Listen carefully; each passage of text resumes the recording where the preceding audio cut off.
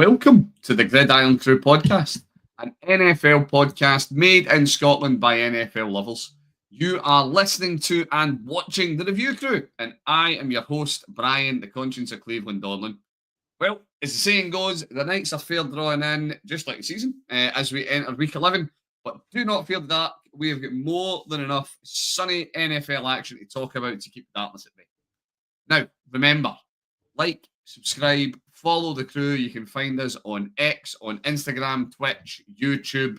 We are everywhere. We are on Apple Podcasts, Spotify, wherever you get your podcasts, you can find the crew. Well, we are going to get going. It's just we're a dynamic duo tonight. We have a late call off. I have to put Kev on IR. But we are on to a man who is joining me tonight, who I am just assuming is a minority shareholder in Soldier Field, just like everybody else in Green Bay that evidently own a stake in that stadium. It is Liam. How are you doing, mate? Yeah, just about over all the stress of that Sunday, early Sunday game, really, our side. But yes, it was. I'll take it. I'll take the win. That's all I'll say. Take the win. Well, do you know, it's funny. We're going to get into it and talk about it, obviously, but it is one where a vintage performance. I don't think we'll say it's that, but win is a win, and it's all that matters. It goes in the right column, and the season keeps rolling on. Now, we are going to just get wild. We're going to get going. So we're going to start things off with Thursday night football. It was a big game, a big divisional game on the notion of divisional games. It was the Commanders at the Eagles, and the Commanders coming unstuck, sliding into a losing streak, coming down 18 to the Eagles 26. Now, this was an interesting one. It was a really good game to watch, actually. But it was an interesting one for me. Are we seeing... I have made much of not buying in to the Eagles, particularly this year. It's not been a big secret. But are they getting rolling properly now? We've just seen two big divisional wins, and they we've seen Saquon humbling backwards over people. Not this week, but we know it's in the locker now, so we expect it every single time he touches. Are we seeing the Eagles start to find a proper head of steam and just starting to put good teams away? Because I don't think it's unfair to say that this year so far, people would agree the Washington Commanders are a good football team. Obviously, what do you think, Liam? Are we starting to see the Eagles actually say, "No, we're here for the season. We want to be in the dance seriously at the end of the year"? I think you can only say yes to that, and I think even like the game itself kind of encapsulated that. Like if you look at the quarter breakdown of the scores, like it was a kind of slow build up for the Eagles, and then they just took off in the fourth quarter, so 20 odd points in the fourth quarter, and if it's just such a bonus to have obviously Barkley doing Barkley things. You heard all the fans, thanking the Giants at the end of the game and at the telecast and things like that, for letting them go. And then even that, like I can't remember, there's some stat with Barkley where he's had so many plays where he's gone down the 1 yard line or the 2 yard line. Yeah. It's all the tush pushes. Like so, like really his stats should be crazily higher than what they should be, or at the moment even. So. Do you know that is an interesting one, because I'm actually now dramatically trying to scroll back through something and find it, and I doubt I'm going to find it in time. But much is being made of Derrick Henry this year. We'll get on to him when we talk about the Ravens. But much has been made about, because obviously he's putting up an incredible kind of statistical show of the year. But there is at least 6, and I want to say it's way more than 6. I want to say it was 7 or 8. Plays where Saquon has got the ball to the 1 yard line, and not a single one of them have they handed the ball back to him to punch it in. They have basically all went for tush pushes, and Jalen Hurts has got them over the line. And if he's not going over the line in that first tush push, he's got it over in one that came immediately after it. So yeah, Saquon is having an MVP caliber year. You know what I mean? If it wasn't the way that the league is now, where the MVP is a quarterback award, not a football award, he needs to be in that conversation, surely. No, yeah, definitely. Like he's been amazing. Like talking about Henry, like obviously I know Henry can catch the ball, but even Barkley's will put you odd 50 odd yards and yards after catch sort of thing as well. So he's obviously CMC's on a different level, I think, even though CMC is still coming back, but he's the closest kind of equivalent, I think. He can do all the catching, he can do all the running as well. As we've seen, as you talked about, his crazy backwards hurdles and things like that. He's just a difference maker for the team. And like, there's this game they didn't really I've just checked it. I've managed to find it. It's 9. It is 9 touches that Saquon has ended it at the 1. Imagine even, he's sat on. I had this in front of me a minute ago. He's on how many rushing touchdowns is Saquon on for the year? I just glanced at something that said 2 there, and I was like, surely not. No, that's him from. No, he's on. There he's there. Saquon, he's on 8 for the year. Right, 8 touchdowns for the year so far. Imagine he added 4 of those 9, and he's sitting there on 12 touchdowns, along with 1,100 yards in week 11. It's wild. He's having an absolutely incredible year. Giants fans must be furious. Absolutely apocalyptically. What do we make about the Commander side of this one then, though? And this is where, when I was looking at this, are we seeing the Commanders starting to become unstuck? Or do we need to remember that Jaden Daniels is still a rookie? He's been a very good rookie. Yeah, I think having a great year. Still a rookie. He's still a rookie, and I think that's definitely some of it. And I think it's also, I think we touched on it a wee bit the other week there. Is he still coming back from this injury he had a wee bit? He's not running as much or getting as many runs as he had been at the start of the season.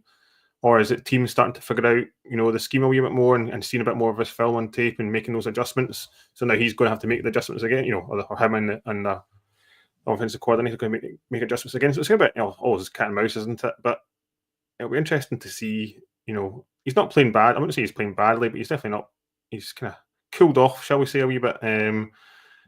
After his Hail Mary throw a couple of weeks ago, he's still an exciting player to watch because you never know really what he's going to do.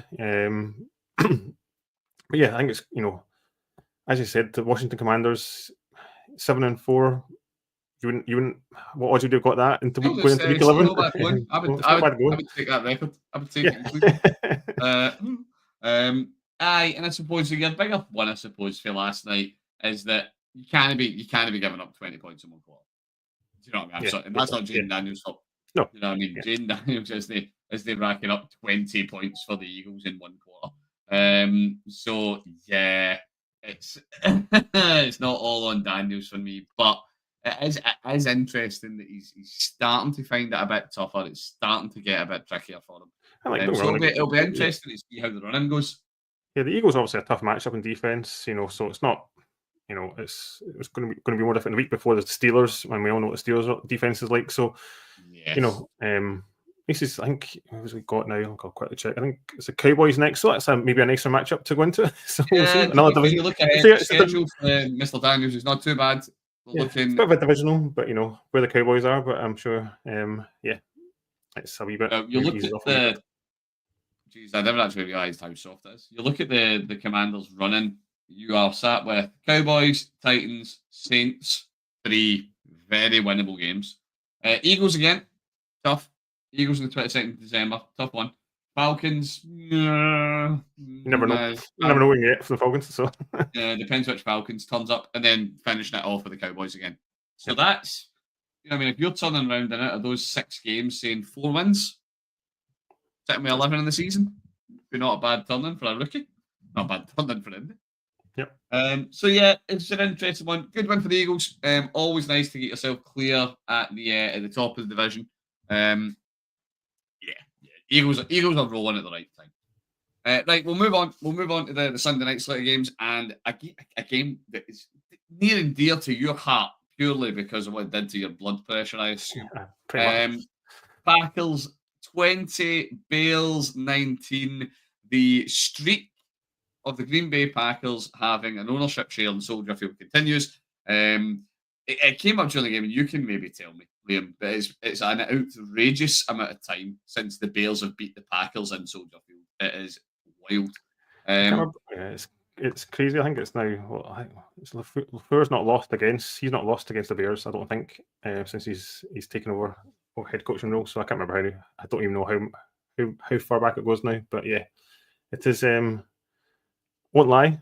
I thought it was over, that streak, definitely last night. But it was, as you say, blood pressure was all over the place, screaming at the television quite a few times. So yes, it was not a pleasurable game to watch the Packers fan, even though there was some nice moments. But it was just a divisional game. I thought, and then put into the mix the new OC kind of maybe quirk, on kind of.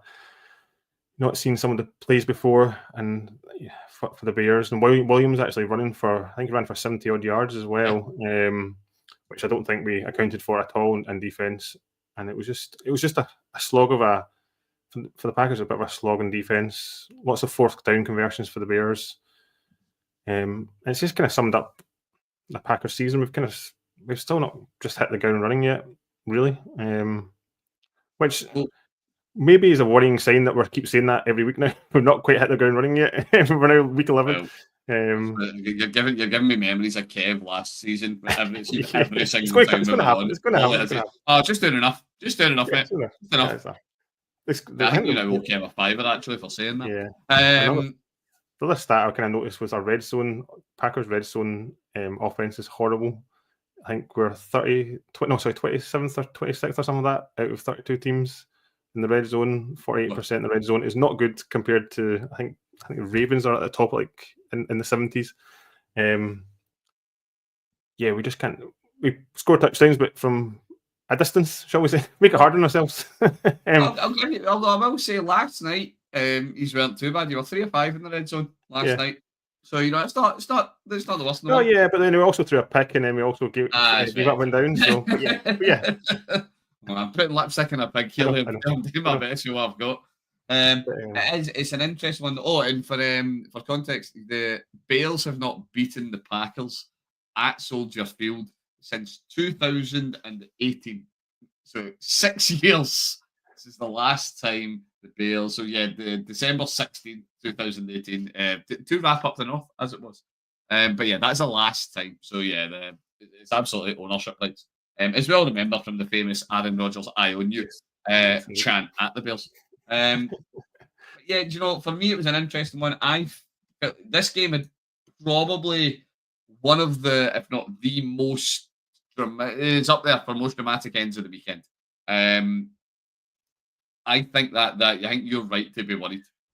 Is my takeaway from it. I think that really narrow the missed field goal where evidently the Bears have put in a complaint to the league saying they think the long snapper was getting tackled or something at the death.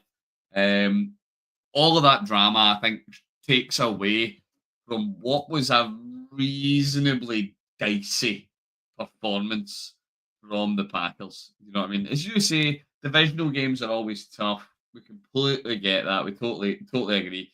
But here's the one for me that jumps out at me. 1 out of 5 third downs. 1 out of 5 converted. That's like, don't be wrong, you're converting kind of a lot of all things, but 1 out of 5 third downs is a scary one to be losing.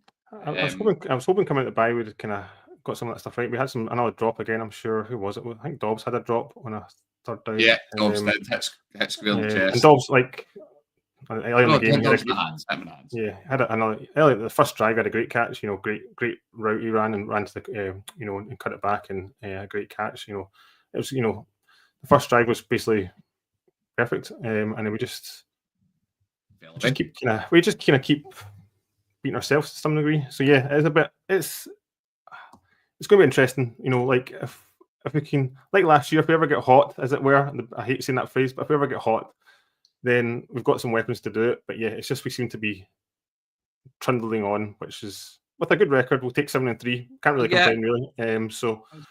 But next week's a big game. I think we've got the 49ers next week, so that's a big NFC battle, which is going to be a big outcome of the playoff kind of outcome as well. So we shall see. But yeah, if we can just play a complete game, I'll be happy. Put my stress levels down a bit. Well, And yeah, sorry, Bears fans. At the end of the day, do you know what? To be fair, Bears fans, Caleb actually wasn't terrible. Oh, yeah, 70 right, yeah. yards rushing on nine attempts, so his rushing efficiency was excellent. Yeah, he was getting the ball out quick and making. Well, that's They were checking, not kind of not making long throws, but just making good decisions, getting the ball moving, sort of thing. And I say the 70 yards and running. I say I don't think the Packers were accounting for him to do that at all. So yeah, fair play. Well, yeah. So it's as I'm quickly double checking, it's Thomas Brown. That's obviously the new OC in Chicago, and that's the big thing that he said he's going for is he wants Caleb getting rid of the ball quick and clean. And yeah, you know what I mean. They might not have put up a vintage performance. The Green Bay defense is good, to be fair. But at the end of the day, it was a clean game. No interceptions, no turnovers. And yeah, you can't really complain massively with Caleb. And he did, at the end of the day, he did lead the team down the field right at the death. And he left them. I'm trying to remember now what the actual distance on that. I think it was only like It wasn't a big one. No, I think it was under 30, I'm sure. 42 yards. 42, sorry. 42 yards. So particularly in these days, and it's another one where yes, it was blocked, and you always need to give special teams credit when they get a kick blocked. It was coming through low though. I mean, but the defender did not really Brooks, that's who it was, did not really need to get a lot of height to get that block off. Yeah. So yeah, Caleb's got a right, I suppose, to be aggrieved or to feel aggrieved at the loss. So he did more or less as much as he could do. He obviously threw a touchdown. But yeah, it was an interesting one, and it'll be interesting to see how the Packers shake out next week, as you say, when they're in a much tougher situation. Right, we'll keep rolling to it. From teams that are going into a tough situation to a team that was, depending on which side of the matchup you look at, definitely in one or definitely not in one. It was the Lions at Jaguars. Oh, everybody who lives in Jacksonville, I'm so sorry. I'm so sorry that happened to you. It was, of course, 52 points to the Lions. 6 points to the poor Jags. What can you do? What can you say about that? Is there even? So we'll talk about the Lions in a minute. Is there even the slightest glimmer of anything hopeful that can be seen in Jacksonville, other than it's warm, but the weather's nice? Yeah, it's not pretty. Yeah, definitely. I suppose. Can they get Lawrence back to do something, some sort of offense somewhere? Lawrence was absolutely flying at the start of the year. It's just better than the 6 points. Was it 2 kicks? What did Mac Jones have? Mac Jones stats are 17 of 29, 138 yards, no touchdowns, and 1 interception. It just isn't pretty, and yeah. Doug Peterson, will he survive any longer? Who knows? I don't know. Or do they just, honestly, what pictures and who of is what we need to know with Doug Peterson. He's clearly got some ammo that's keeping him in a job. It's good Lord. It does get to a point where you're like, really, we are persisting with this guy in the weight of it. And you can turn and say, right, you know Trevor Lawrence, he's missing his starter. Mac Jones was cut by the Pats, so when he's in Jacksonville. And I get all of that. But this isn't new. There's Doug Peterson doing this, or a Doug Peterson team, I should say, doing this is not news. We know exactly what we're getting. It's just a bit grim to watch. And do you know what? Here you go. There's your one glimmer of life, actually. Brian Thomas Jr. Yeah, he had he looked. Yeah, he had all the yards for the offense. That was that, right? 5 receptions, for 82 yards. So you know what I mean. A bit of joy there, but just such grim showing. I'm sure, not that Gabe Davis has done anything. I'm sure I saw. Is he not out for the season now, I think, or something like that? Gabe Davis, yes. Not that he's done much, but it's not an injury to add to the mix to them. But yeah, it's Davis is now out for the year. I'm trying to know what the I'm just literally trying to see if I can pull up what the injury is. But yes, he is at any of a couple of hours ago. Doug Peterson did confirm this season knee, so he's out for the year with a knee injury. Moving on to the other side of this one, there's much more to be hopeful about. The Lions are, like, don't be wrong, yes, okay, they beat the Jags, and the Jags are 2-9 for a very good reason. 9 very good reasons. But equally, the Lions are 9-1, and they look every inch the Super Bowl hopeful. You know, this is a team that I've watched a decent amount of Lions football this year because they are fascinating to watch. They're such a fun, electric team. And you look at, last night. So we compared Max, and yes, it's Mac Jones, we know. 17 for 29, 138 yards, no touchdowns, 1 pick, 1 sack for 9 yards. On the other side, we've got Jared Goff. 24 for 29, 412 yards, 4 touchdowns, no interceptions, didn't even take a sack. It's levels. It's not even that Goff's better. I think he got perfect passer rating, I think in this game, But yeah, Goff, yeah, he's taking his claim to his MVP candidate after last week when 5 interceptions threw. Yeah. What a roller coaster ride it is watching Jared Goff play football. It's incredible. Yeah, you can only be impressed with what he's doing. As you say, as much as the division rival, they are definitely rolling. I suppose normally, if you want to be cynical, are they peaking too soon, as it were? Are they coming on, all this jazz? I don't think so. There's too many weapons on that team to peak too soon, I think so. Yeah. That really is it. You look down the list, and it was a complete blowout, so it's a bit of a false picture to look at it. But Amon-Ra, 161 yards. Jameson Williams, 124 yards. And then you even move through, Gibbs, 54 yards receiving, alongside 69 in the ground. Monty, 75 in the ground. It's insane the amount of weapons this Detroit team has on both sides of the ball. You look at their defense as well. Jack Campbell's playing incredible. Brian Branch, when he's not being an absolute head case and getting himself ejected, is playing an incredible year as well. Honestly, you're hard pressed to find anywhere on the Detroit team where you're like, that's a weakness. That's what we target. We target that. They're just such a strong team. It's unbelievable at the minute. But I don't really see where teams beat Detroit. They're also the strength of Zadarius Smith as well, getting that trade as well. Just get a pass rush back a bit more. So yeah. It was always the big question. They lost Hutchison. What they're going to do about it? You go and you trade for Zadarius Smith. Is he at his prime anymore? No, he's not. But he's still absolutely a great player.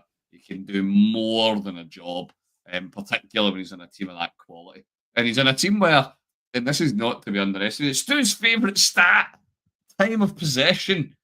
He doesn't need to be on the field constantly. Jesus, I haven't even looked at this until right now. Have you looked at it? I haven't looked at it. Have a swing at it. Have a swing at what Detroit's time of possession was. Okay, it must be something crazy then. It's in 40s? Not quite. Not quite. I'm aiming too high. Well, not by a lot.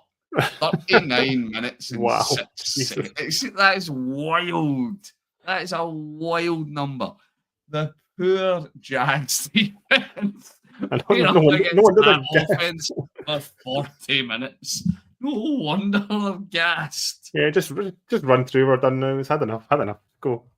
It's just we'll get on to more of that when we talk about Browns football. But yeah, well done.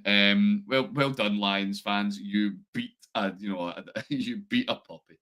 It's just embarrassingly lopsided. It's like times where you'd let up and let the team kind of come back, or not come back, start, just running the ball. Hey, come on. Let's not do that. Herndon Hooker threw 4 passes, or had 4 pass attempts. He connected with 3 of them.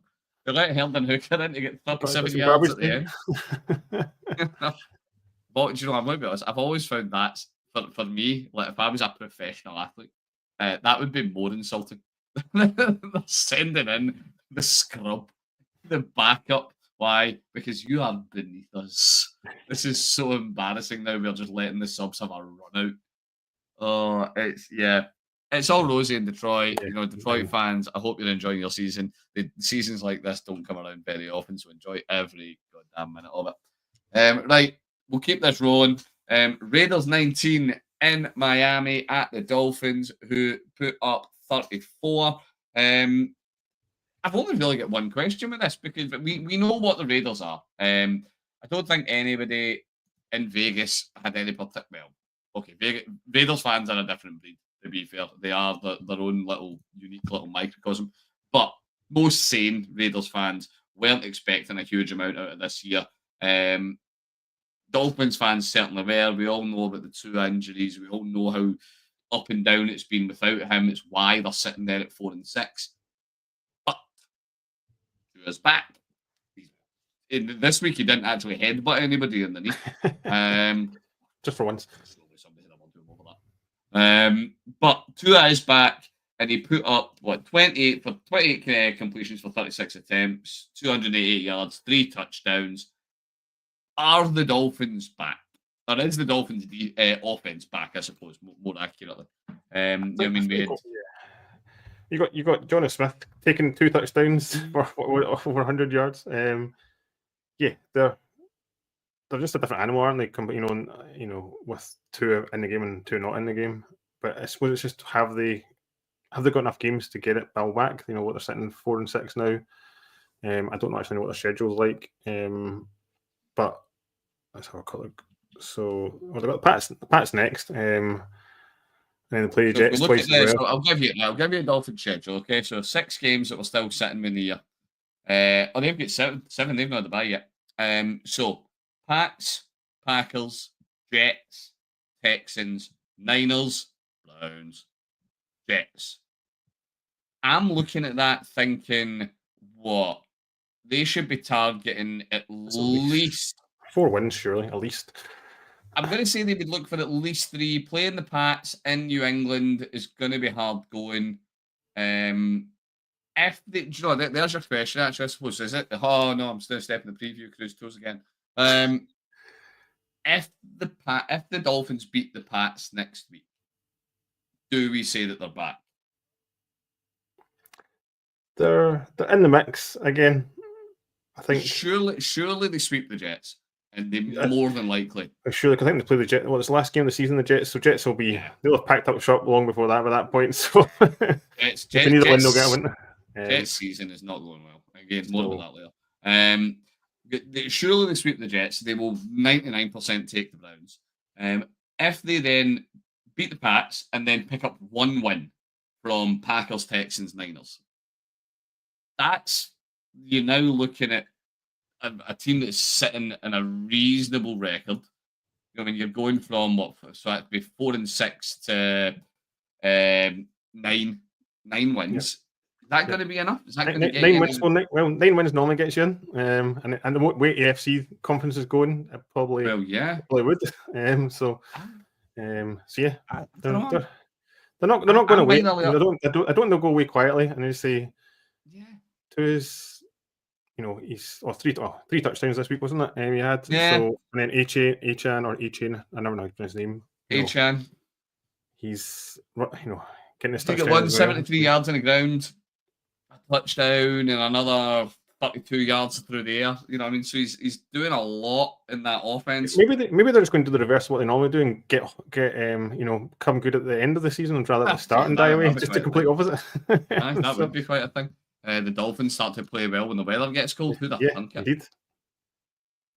Yeah, it's an interesting one. I need to say I'm cautiously believing that the Finns might actually be alive. We'll wait and see. It all comes down to 2 in his head button, doesn't it? Can he stop doing that and stay on the field?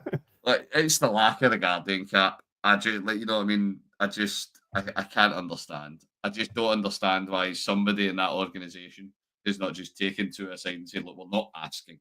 We are informing you that you will be wearing this, because right now your brain has the consistency of Angel Delight. Like, come on.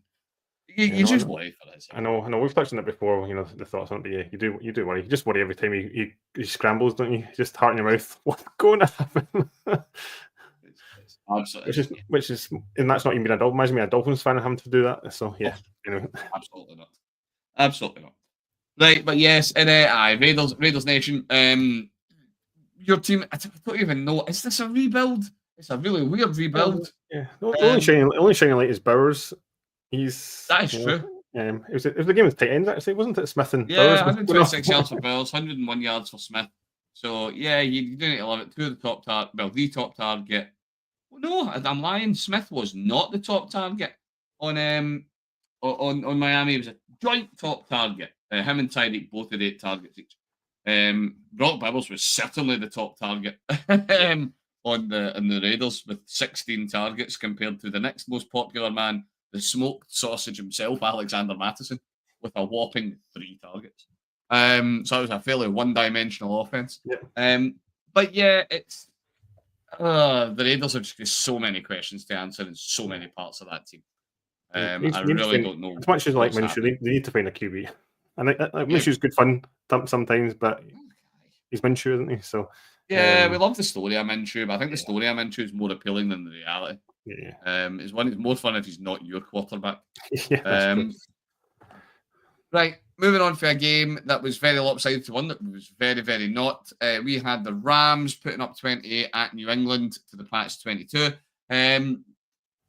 This was a game that, I'll be honest, when I was looking at the slate of games, I discounted this game pretty quickly. Before we got to it, when I was doing my predictor, I just went, yeah, Rams by more, if I was saying Rams by 2 scores. Obviously not the case. New England putting up a fight. Big bits deal with New England first, I suppose. Is Drake May maybe actually good? Like 30 or 40, so 40 pass attempts to start us off. It's insane. 40 pass attempts for a rookie's a hell of a thing. But putting up 282 yards, couple of touchdowns, 1 interception. He took 3 sacks, which yeah, okay, not the best. Yes, the Pat's O-line, no, that's fine. That's acceptable. Yeah, I was going to say that. It's a Pat's line. You don't. The expectations are measured here. Yeah. Do the Pats have somebody that they can build around? I think they do. I think all the games, what I've seen of May, I wouldn't say I've seen loads of it, but I've seen he seems competent. He seems like he's making, for the most part, good decisions. He's getting like 2 touchdowns again this week. And he's getting the team moving compared to like when Brissett was in. The team actually seems to be able to move a bit down the field a bit more. There's still the joke about the offensive line. It's always been the issue all season, but he seems to be kind of managing that problem for the most part. Okay, 3 sacks, but he's still playing competent football, and I think it's something to build on. I think it's definitely Drake maybe. Drake maybe. There you go. Yeah. Drake maybe could be the man in New England. Is he going to be? Tom Brady's replacement. There you are, Drake. Live with that. Yeah, I need to say I would be optimistic. If I was a New England fan, I would actually be looking at Drake May thinking, okay, next draft. Yes, draft. Get some wide receivers or something like that. Get some weapons, get some O-line. Yep. And yeah, there's actually something there that could well be decent. Moving on to the Rams, I need to say, you look down the box score for the Rams, and you kind of think, how was this not more of a blowout? How was this not a game that you just absolutely destroyed? Puka Nacua, 7 receptions on 9 targets for 123 yards, and Cooper Kupp, 6 receptions on 10 targets for 106 yards, 1 touchdown and 2 touchdowns respectively. Like, how does that only equate to winning by 6? You know what I mean? Stafford and that dynamic duo of wide receivers is arguably one of the most potent in the league. I don't know. I'm not going to say the most potent, but it is up there. It is just so impressive. When they are flowing, it's so impressive to watch. No, you definitely they're scary to watch. That's what I wrote for this as well. Like, Puka and Cup are basically back for the Rams, basically. And they kind of, obviously, this game, I think they started off slow, though. I know there's some blown coverages, and that's how they got the long runs in there, but it's Stafford can, he's done it for years. He's a good quarterback. He can make every throw you want really, and he's going to get those players. He's going to leave them open basically, and they're right in the mix. Obviously the division's a bit of a mess at the moment, but they're right in the mix from where they had been. When they had all those in, obviously when they didn't have Cover, didn't have Puka, they're still in there. They've got every shout to win the whole division, really. So yeah. And I probably wouldn't put it past Stafford and leading that team again. So yeah, I'll be honest, they're purely for that duo. They're possibly one of my favourite teams in the league to watch at the minute. It's the Rams, just because any play, there's a not negligible chance that one of those is going to rip off a massive reception. Right, we're going to keep moving. Our penultimate game of the first half. Oh, and I'm building myself up to it. Liam. Ravens 16 at the Steelers 18. It was a game that, to be honest, it went as I kind of thought it was going to. One of two things were going to happen. Either the Ravens were going to put on an offensive masterclass, they were going to shake the Steelers right off, and it wasn't even going to be close, or this was going to happen. It was going to be close, and if it was close, the Ravens cannot beat Pittsburgh. They are hopeless against them. My big question, though, with this one, we have spent 11 weeks, 10 weeks, this would be week 11, but we have spent 10 weeks talking about how the Ravens are right in the mix for the number 1 seed in the AFC. They are right in the mix for a Super Bowl berth. They are there. The Steelers have just taken the North from them. And they did not look like they were reasonably going to lay a glove on the Steelers at any point in that game. Jackson had a couple of nice moments, nothing that would really concern you. Do we need to start talking about the Steelers as a force this year in the AFC? I think you definitely do. I think Tomlin is doing it again. He's working his magic. As much as it's you don't like to hear it, Brian, but their defense is a problem for anyone. And Wilson, okay, yeah, they didn't really have a great game last night. All their points were on kicks, but Wilson's unbeaten, I think, now in the starter, being a starter. So if you can lean on that defense going into the colder months even more, if you need to at points, then they're definitely going to be a team hard to. They just seem like a playoff built team. Like their defense is good if they can keep healthy. They're hard to break down. And Wilson, okay, he's maybe not quite to what he was in the past, but he's definitely making some throws. And on the wide receivers, Pickens is looking good as well. He's getting the yardage, playing some highlight catches. I know he's going to be a bit hit and miss at some points, but he still seems to be a bit more consistent this season overall, I would say, from what I've seen of him.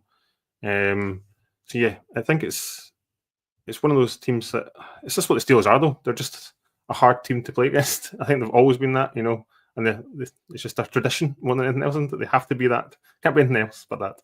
It makes me sick. Yeah, I need to agree though. Although, but the one that I will say is that if a team can get through that Steelers defense, that's them.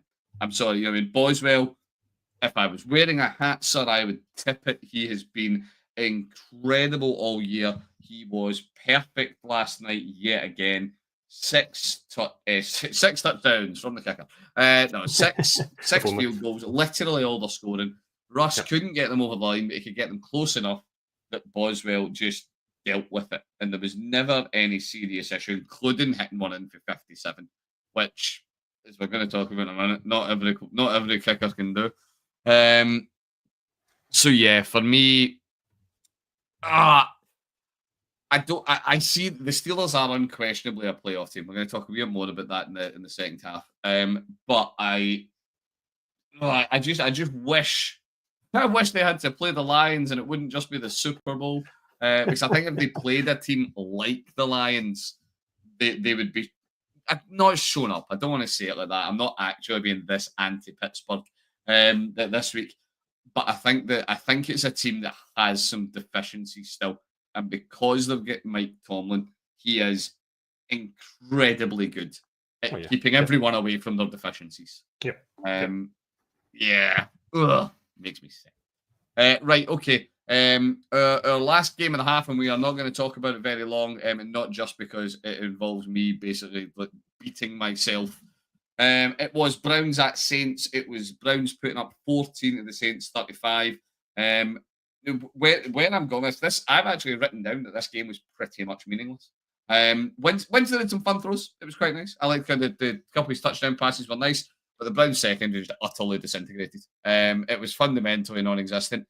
But what I want to talk about that is more interesting, and it's why I'm saying that this game is fundamentally meaningless, is let's think about whose goose is officially cooked. Yes, I know it's only week 11. Yes, I know theoretically nobody is out yet. But we have got how many did I go for? 1, 2, 3, 4, 5, 6 teams in the AFC and 5 in the NFC that I am going to put up there and say they are on the verge of just being cooked. The year is over. Pack it up, take it home, and let's not think about it at all.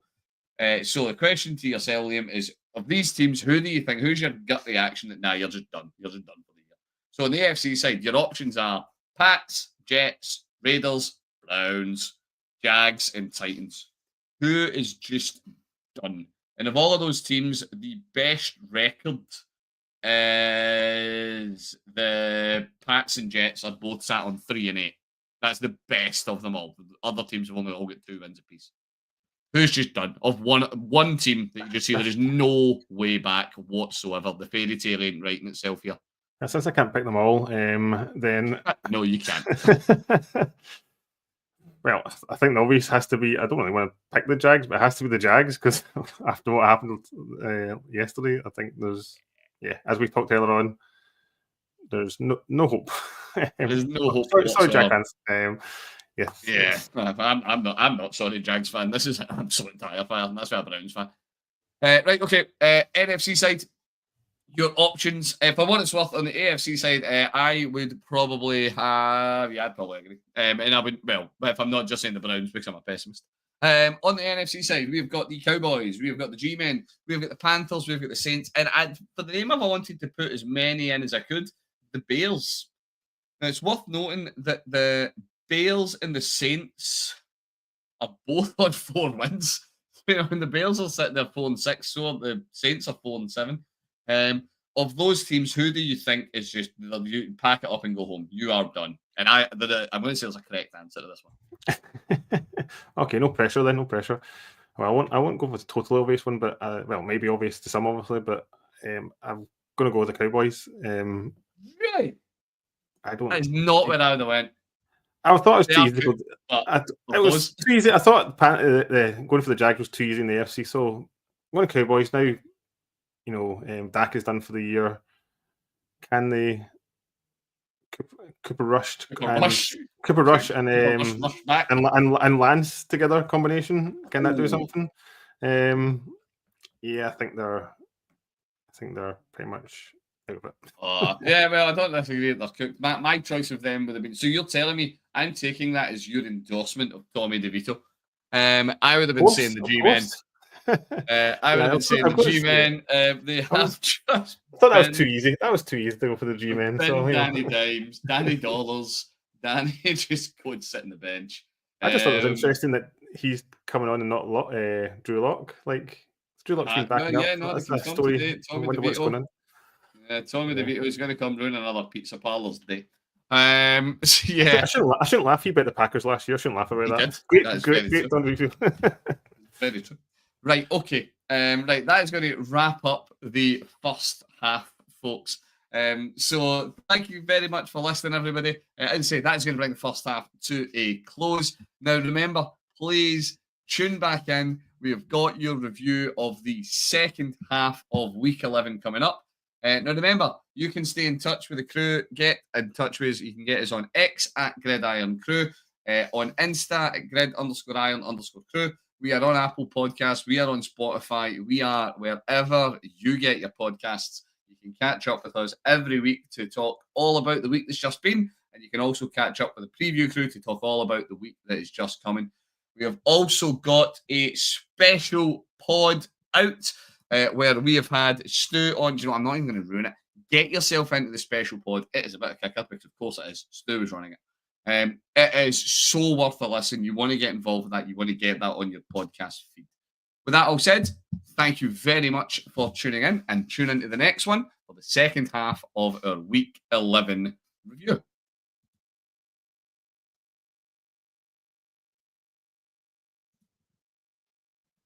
Welcome to the Gridiron-Crew podcast, an NFL podcast made in Scotland by NFL lovers. You are listening to and watching the review crew, and I am your host, Brian, the conscience of Cleveland Donlan. Now, the time has come for the second half of our Week 11 review. And before we get stuck in, remember, like, subscribe, follow the crew. You can find us on X. We are on Insta. We are on Twitch. We are on YouTube. We are on Spotify. We are on Apple Podcasts. We are wherever you get your podcasts. Make sure you give us a follow, and we will keep you right with anything and everything that is happening every single week in the NFL. Now, let's get stuck in. I'm hoping that you've been listening along to the first half of the review crew. If you haven't, get that in your podcast feed now. If nothing else, you get to hear me skip over the Browns game, so I really couldn't be talking about it. And you get to hear Liam sound they're happy and not happy at the same time, even though the Packers won. But let's keep going. So we're going to start off with the Vikings at the Titans. Vikings coming away 23-13 victors. Am I wrong? Is Darnold not a pumpkin? I've been prophesying that Darnold was going to turn into a pumpkin for the whole season. But they looked okay. He looked all right. Yeah, definitely compared to last week. I know the first half we were kind of pounding the Jags a bit. You know, after three picks last week in the Jags game, he's had a relatively clean game. You know, 2 touchdowns, no picks. So yeah, he's kind of steadied the ship, as it were, I suppose. He did have a fumble though. I know. We're just glossed over that. A fumble. Glossed over that. But yeah, overall, yeah, he's doing definitely better. Shall we say? I don't think it's still. No, I'm going to say, is he still doing worrying better? sometimes? Is he doing better? Or is it that somehow Tennessee, led by the one, the only Will Levis, are not a very good football team? Yeah, there's definitely a bit of that. I think definitely there's something to do with that. I think the Titans. The biggest thing I took out was they gave 13 penalties away in this game, which is way to try and give some free plays, free yardage away. 1 yards of penalty. I actually didn't check I knew there was loads of penalties. I didn't actually look at what the total is. That's nearly a touchdown in penalties. Yeah, it's not great. That's just not great. So yeah, it's a bit of both for Darnold, I think, but then you can't ask for too much more. Okay, he did have that fumble we lost, but we'll gloss over that a bit. He did what he had to do. Really, is what he's didn't do too flashy, didn't blow the 4 or 5 touchdowns or something like that, for 300 odd yards or whatever, or 300, 400 yards, but he did what he had to do. Interesting though, I think was it talking about plays, Jefferson's been a wee bit quieter. He still got 81 yards, but it's quieter for Jefferson standards. Jefferson so far on the year is at, you say that, that's funny. I was a bit agree with you and be I don't. It's just the stat line. He's the second most yards in the league so far. 912 yards by week 11. So he's on for. You pass that out, he'll be on for 1,500 yards plus on the year.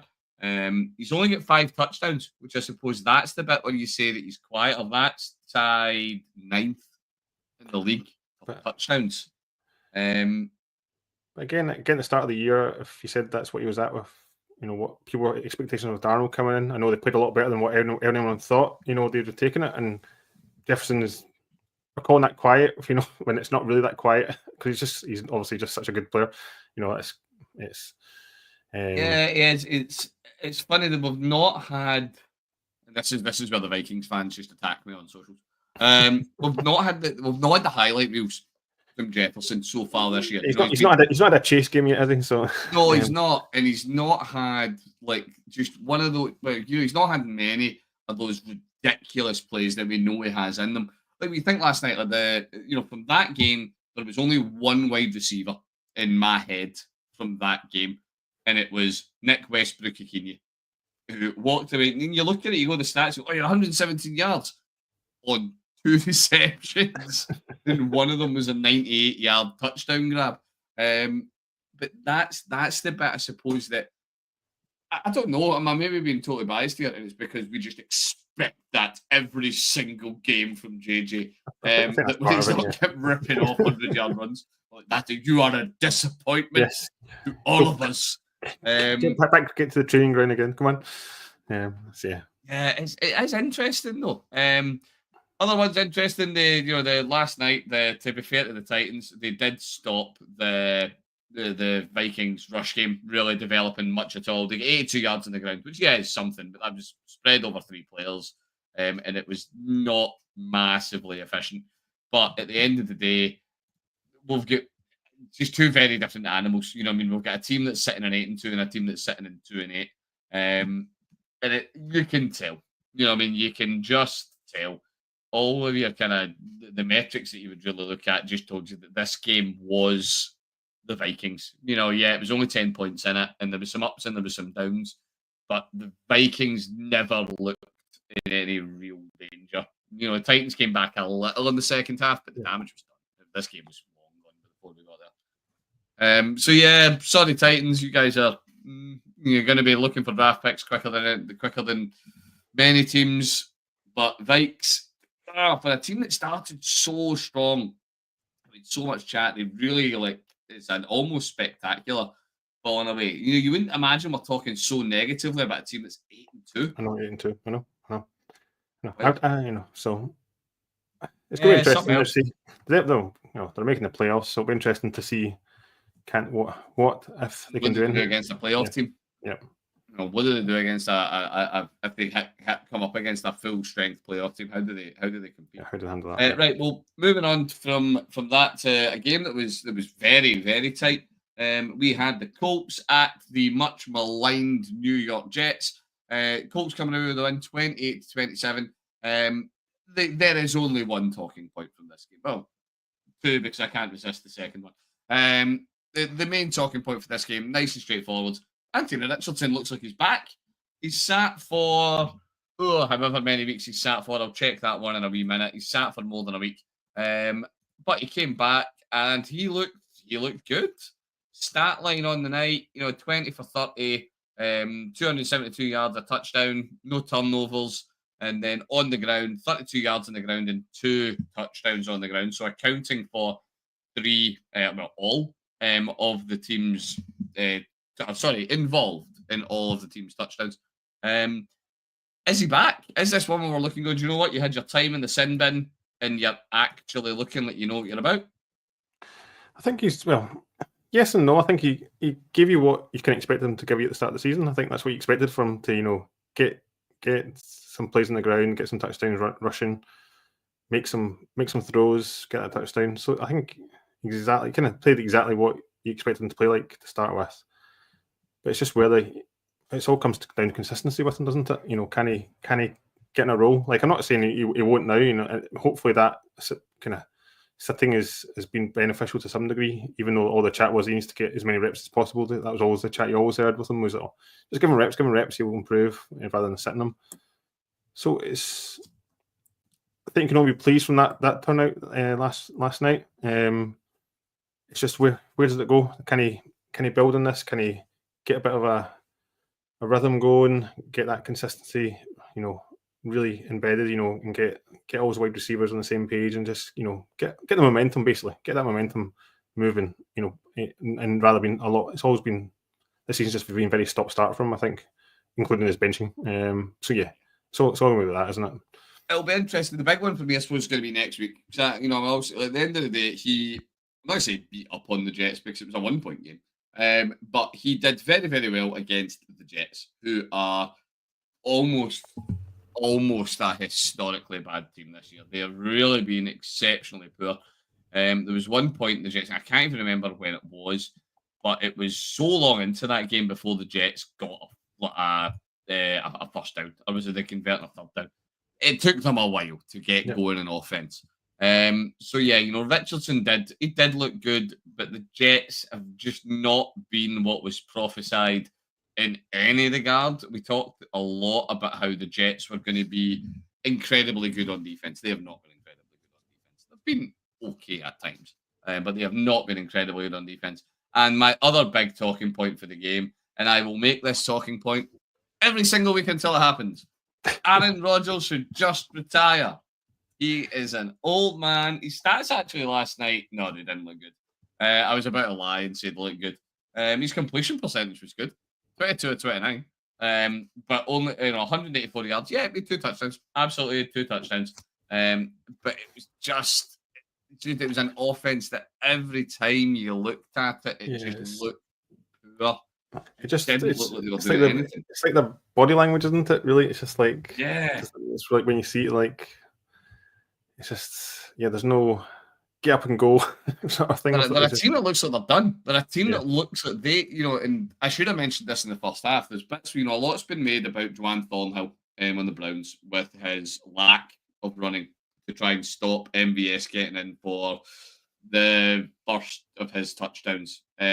And he did it at a jog, and he didn't really look into it, and all the rest of it. The entire Jets team looks like that. They just look like they're like, the season's gone, stuff it. But theoretically, it's not yet. Technically, you could still do something.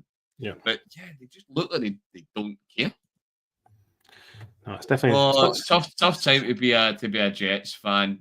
So much promised, so much was promised, and it is just not came through at all. We'll tell you what, we'll move on for that. A game a team, where so much was promised and none of it has seemed to come to pass, to a team where very little was promised, and it's all coming to pass.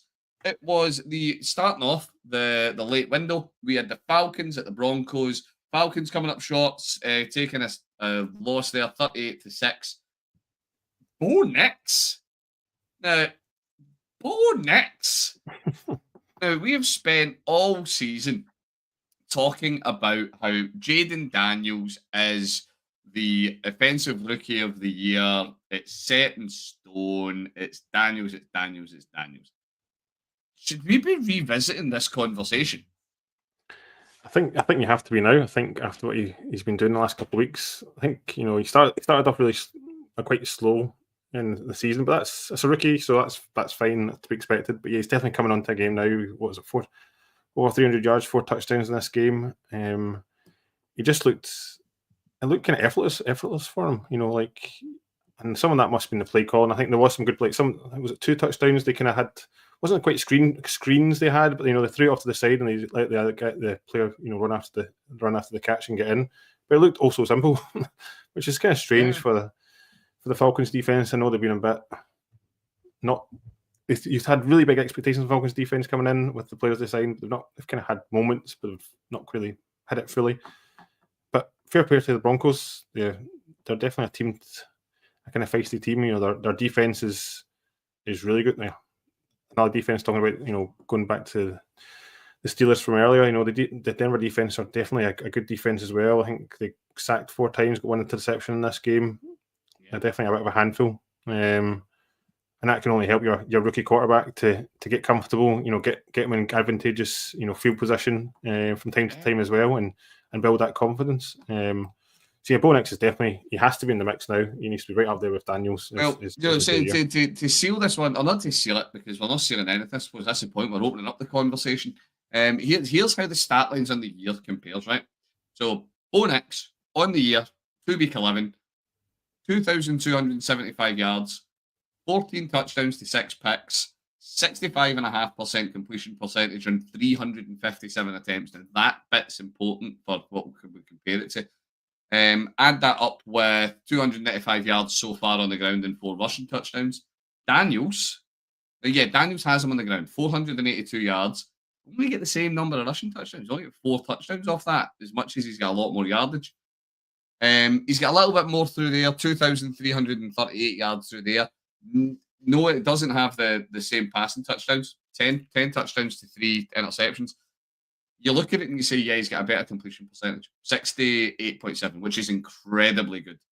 You're not taking it away from him at all. It's on 294 attempts, though. You're over 60 attempts fewer that he's made. So, yeah, he does have a higher percentage, but he's not being asked to pass as much. So, I don't know, for me, this is a conversation that I didn't think we'd be having. I thought this was done and dusted. Daniels just takes offensive rookie. Yeah, I think what might come down to is Daniels. You can see Daniels making more highlight reel sort of. We've seen it already this season, which might get the headlines with that swing the votes a bit in the end.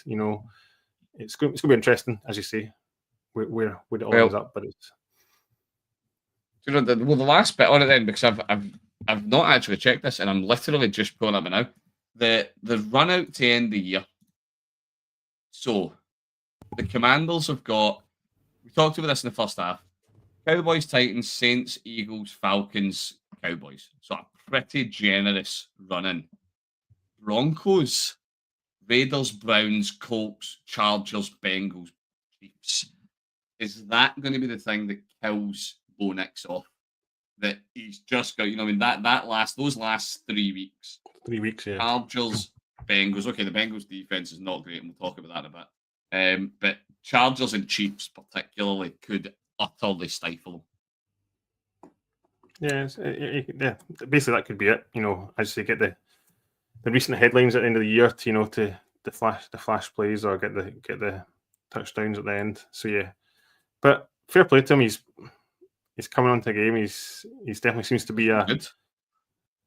From what the Denver were last year, they've suddenly turned it around already. Yeah, so and full credit to the boys in the preview crew from last week. If you've got a chance to listen to that and you want to hear the old Nostradamus bit, get yourself stuck out of that, because they did project that this game was going to be not a competitive cracker, but they put out there that Knicks was going to be good, and by gosh, they were right.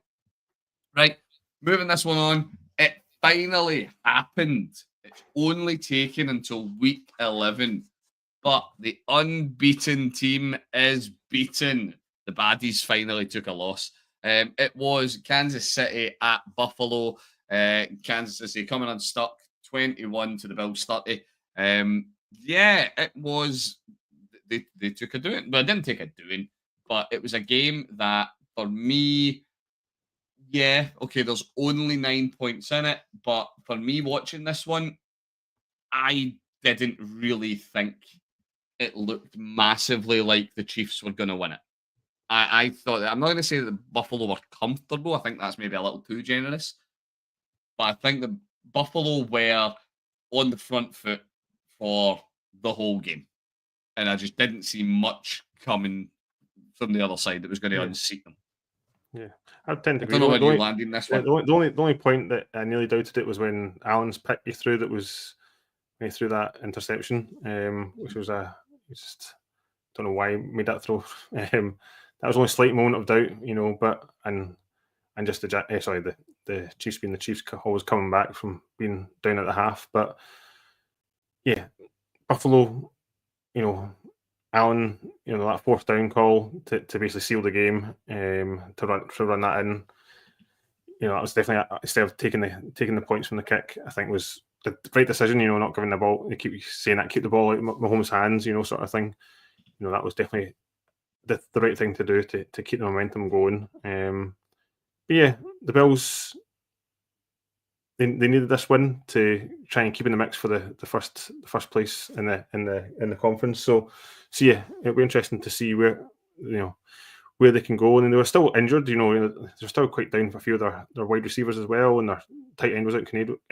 Kincaid was out as well. So Allen still had to put all that up with not their top I suppose Cooper did better this. I saw Cooper made a nice catch and Cooper did better okay. a better game, but he's getting maybe a bit more, kind of involved now. But yeah, he's still doing that without his top weapons, or all of his weapons, should I say? What's the big? Right, so here's a big question for this one then. Right, so here's a big question, because we've seen this play out year after year. Josh Allen can beat Kansas City, providing it's not in the new year. Are we seeing the same? It's a wee bit Nostradamus. It's a wee bit looking at the future. It's not two name drops in one pod. I suppose you can have to say yes until proved otherwise. I don't know. That's the big thing for me. You know what I mean? I'm a fan of the Bills. I like watching Bills football. I like watching Josh Allen play. I have more fantasy stakes in Josh Allen than it's possibly reasonable to have. Can he do it when it really, really matters? Beating the Chiefs in November is one thing. Beating the Chiefs in an AFC Championship game is something else. And I don't know. I think this year could be the year. I do think this year could be the year. I don't think Kansas City, yeah, they've only just picked up the first loss. I get it. They are, for me, they were not a convincing 9-0 team. There were a lot of those games where you kind of look at it and go, you just got through that. Whereas, I don't know, I've looked at the Bills and I just feel more confident watching the Bills this year. Yeah, I totally agree with that. Like, the Chiefs definitely haven't been, as convincing yet. But then it's the Chiefs. That's what they do. They come to the big games in the playoffs, and they just find some form, really. But during the week there was like that. I saw that crazy. It was someone put up about the one score games. Like, I think the Chiefs were bottom. If it switched, you lost the one score games that you won. Chiefs were bottom. Yeah. Bottom of the division. Like, that's how bad. Chiefs lose like 6 wins. Yeah, it's wild. It's crazy. But then I suppose others would say, well, that's what makes a good team, making that one, getting those one score wins, So that's it. As we say it, it's an old soccer football adage. We say it all the time. Champions, if you want to win a league, you need to win a crappy game in the middle of November. 1-0. And it was a fluky sclap of a goal that comes off like 5 defenders in the way in, and you were under the cosh the whole game. That's what champions are built on, or championships are built on. But I don't know. I'm sure the Kansas City fans out there will think that I'm at it, but I really don't see it this year. They are, for me, they were an exceptionally fortunate 9-0 team. And I think last night they just get beaten by the better team. I think one of the worries I saw out of the game as well last night was Kelsey's stats. Like, Kelsey, two receptions for 8 yards. Yeah, 8 yards. Yeah. Yeah, something like that. I've got him in front. I mean, here, yeah, 2 for 8 yards. Yeah, but however, you would maybe throw in that Noah Gray, the other tight end, did chuck up 23 yards, which I suppose is something. And he got the touchdowns, didn't he? But Kelsey all last season, he was the main, also he was the weapon, Mahomes' weapon. He was the offense. He was offense till the very end. So it's going to be interesting to see, can they? I know he's had his good game. Like, I'm seeing that last night. He's had some games where he's done fine. He's had the stats and stuff. He's been fine. And obviously teams are keen on him to nullify him. It's understandably, but it's. Can they try and unlock him? Because that's what they need. Can he get some form back? For Mahomes to get this team really rolling. And it's crazy to say that in an 91 team, isn't it? It's twice we've done this now. We're talking about teams with brilliant records as if they're really struggling. I was like, I wish I had that record, please. Right, okay, we are going to start winding towards the end of the second half now, and it wouldn't be a pod unless we talked about the Bengals and their struggles. So yeah, it was the prime time game. It was Cincinnati coming up against the Chargers, and yet again, Cincinnati, they fall short. The Bengals. It was 34-27 Chargers, and this has been the story of the Bengals year. I genuinely think that between us, one of us could get on the Bengals defense. I think one of us could get, maybe not a starting role, but one of us could be a depth piece in there. That's how poor that defensive unit is. Joe Burrow, for the sake of the context of this, Joe Burrow is the passing yards leader on the year. He is the touchdown leader on the year.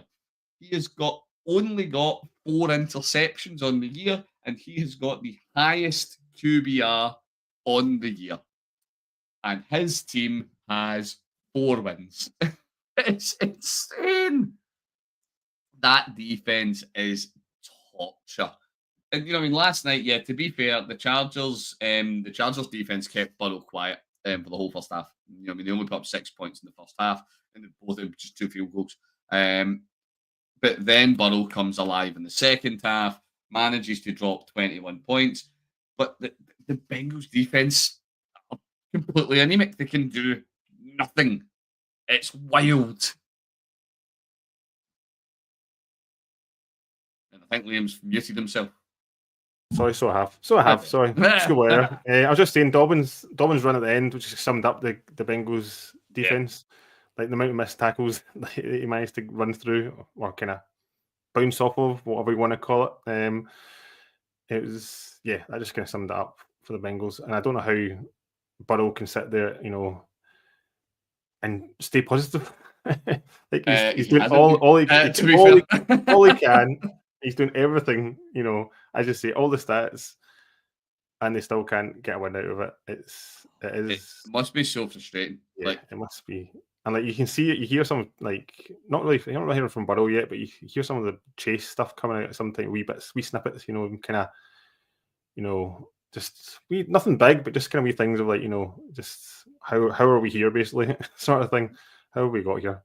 But yeah, the Bengals, it's kind of sad to see because Burrow's such a good, like as the stats show, he's such a good quarterback, and their offense is chasing out. They had obviously Higgins back last night as well. Higgins had a game. Higgins got 148 yards.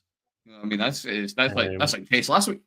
yeah, and they still can't. It's just they just kind of. You feel. I was kind of thinking, are they kind of wasting Burrow a wee bit? But then they've already been to one Super Bowl, and they've always been in the mix up to this season, really. But it's just criminal how bad their defense is. really is. The bigger thing, Stu can rest easy because he's been badgering me all day to make sure that I make comment this. This isn't a surprise for the Bengals that they need help on D. This is not a shock. It's not like they've lost 1,000 pieces and it's just falling apart and looking good. The Bengals knew they needed help on that D line, particularly in the offseason. They have just done nothing about it. And it's absolutely showing. Yeah, it's just showing. In particular with that run D. The run D, I don't have the stat in front of me. I'm not going to try and find it. But if their run D isn't the worst in the league, it must be one of them. It's awful. And as you say, Dobbins, the last drive where he just walks through them. It's unbelievable. And it's like they had who was it? They had Howard, Xavier Howard, didn't they have come in for a visit a couple of weeks ago or something like that, and they didn't sign him. And I'm sure they've got a bit of money. I'm not going to say he's going to solve all the problems or anything like that, but then but they need to do something. They need to do something. Trying something's better than doing nothing and watching the same stuff happen every single week. On the other side of it, to mention it briefly before we move on to our final game of the pod, Herbert and the Chargers are looking good. I really need to say I've been quietly impressed. This was always going to be a year where we weren't going to see lots and lots out of Herbert's passing this year. He's done a bit of passing. It was never going to be an electric passing year just with the way the offense is getting restructured.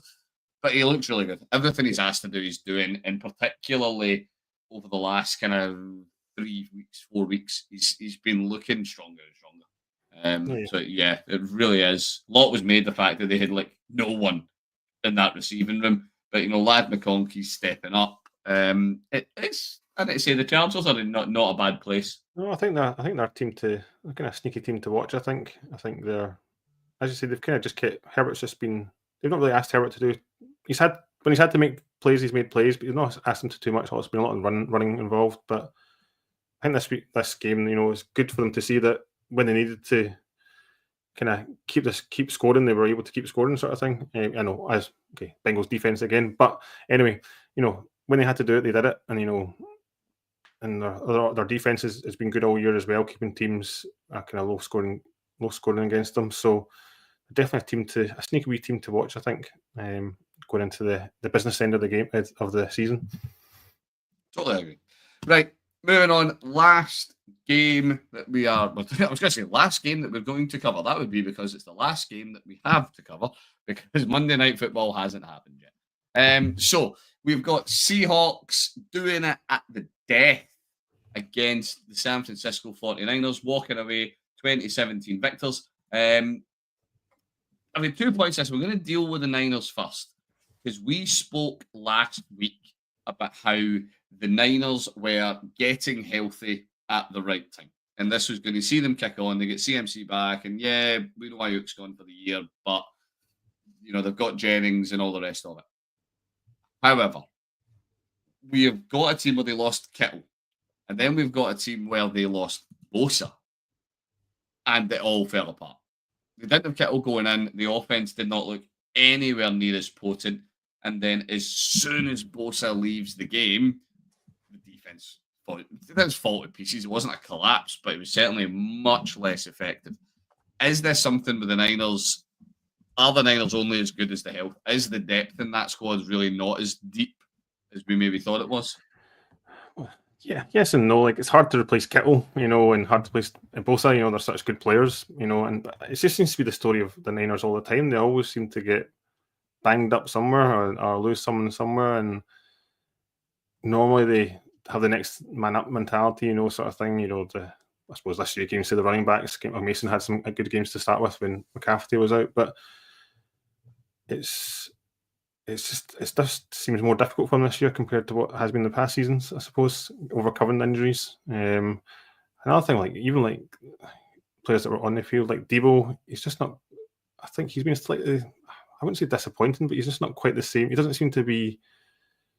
Normally by now you've seen him make some crazy run in the backfield all the way for a touchdown, something like that. But he just doesn't seem to be quite as dynamic or dual threat, if you want to call it that, as he has been in the past, maybe. No, nowhere near it. Debo accounted for a total of 21 net offensive yards, 22 receiving, sorry, and -1 rushing. And normally he's always a fun player to watch, but he just doesn't. He's just not done it yet this season. Not saying he's a good player, but yeah, it's.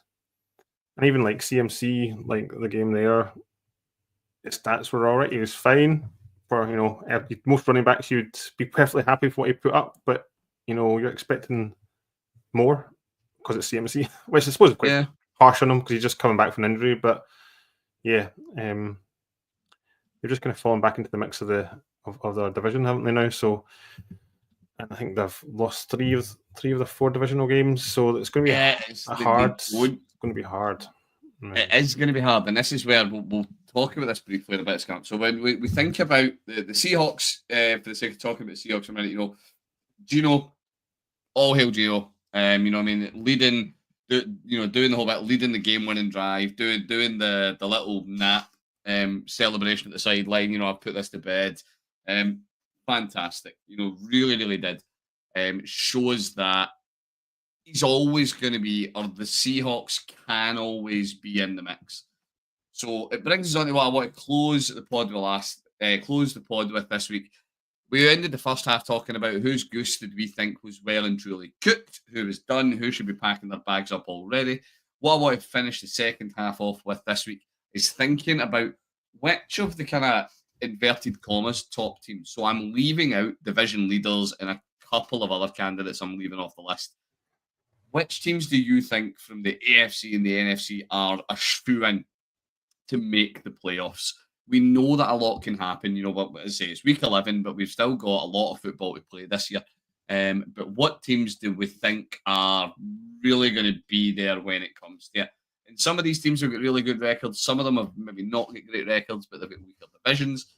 What do we think is going to happen? So starting with the AFC, and because the AFC has been crap this year, there's only 4 teams on this side of it, and there's 6 on the NFC side. But from the AFC, we've got the 4-6 Dolphins, 7-3 Jags, the 5-6 Colts, and the 6-5 Broncos. I did that in the wrong order. Of those teams, who do you see as the one that is just that they are a lock? They will be in the postseason, Did you and see? they dare they dream for maybe not lifting a Lombardi, but certainly getting beyond the wild card. Did you see 7-3 Jags there? 7-3 Chargers. 7-3 Chargers. Chargers. That's fine. Jags are not. No, they're definitely not there. I can confirm that. I think, yeah, that's exactly where I'm going. I think the Chargers. I think I quite like what they're doing. I like how they're playing. You know, they're leaning on the run. You know, got a nice winning record already.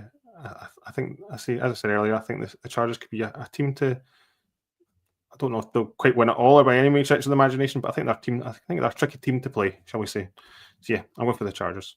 Yeah, I'd agree with that. I think the Chargers are a team that most people in the NFC would be happier not having to deal with. I think when you look at your playoff brackets, and then you look at who you're pulling out of the draw, I'm going to say if you are looking at Justin Herbert and that defense, you would rather not be. Yep. Right, moving on to the NFC side, when there's just so many more teams to talk about this year. The NFC is really good. So start off, we have got the 7-4 Commanders. We have got this is where the NFC West is just. I should just say the NFC West because who knows how that's going to shake out. But in the name of my rules of not mentioning division leaders, I'm not mentioning the cards. We have got the 5-5 Rams. We have got the 5-5 Seahawks. We have got the 5-5 49ers. That's just all over the shop. We have then, I'm not mentioning anybody in the NFC North because I think you're all too good. And then we have got the 4-6 Bucks. So, of those teams, Bucks, Rams, Commanders, Niners, and Seahawks, who do you think is the one team that is going to be the lock to actually see it through and make it into the postseason? I don't know Other than the NFC in it. And I know it's only hard. 5 teams, but I knocked one out because I realised one of them was too good. I don't know if it's a lot, but we're going to go for it anyway. Why not? For a bit of fun.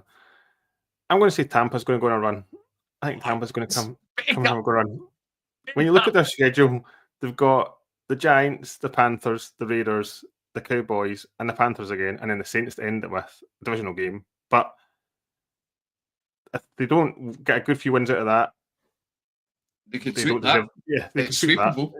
Okay, they've got the Chargers in there in the middle of it all, but that is a nice wee end to the season, shall we say? Hopefully for them. So yeah, I can see. And the way the Falcons is going to be back soon. Indeed, Evans should be back. And the way the Falcons, like yesterday, I know they're still 6-3 Falcons, or 6-4. But they have their moments. Yeah, I'm going to put it out there. Put Tampa. Let's put Tampa in the mix. Why not? For a bit of fun. I like that, and I'm ashamed that I didn't like Tampa with this one. I'm going on the Commanders side. I think that just the virtue of them being just that good. I just think they're a really good team this year. Right, okay. That brings us to the end of the second half, folks. So thank you very much for joining us for our Week 11 review. Liam, thank you very much for joining me tonight, mate. It's been great getting to talk ball with you, as always. Always a pleasure, and that's been good as always. Absolutely. Now, remember, you've got the joys of Monday Night Football still to look forward to. The week is not yet done. We're recording in our usual Monday night slot tonight, so you've still got the joys to look forward to Monday Night Football, so look forward to that. We'll see there's many fantasy football implications purely because Houston's playing.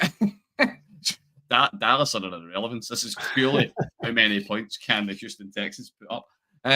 So yeah, we have got what will more likely be a demolition tonight. Watch, I've said that, and now we're going to see the Cowboys completely revitalize themselves. I was cursed, Houston. But yes, so that's to look forward to. And remember, on Thursday, you have got the preview crew to look forward to as well. So make sure you are keeping your eye on your podcast feed for that.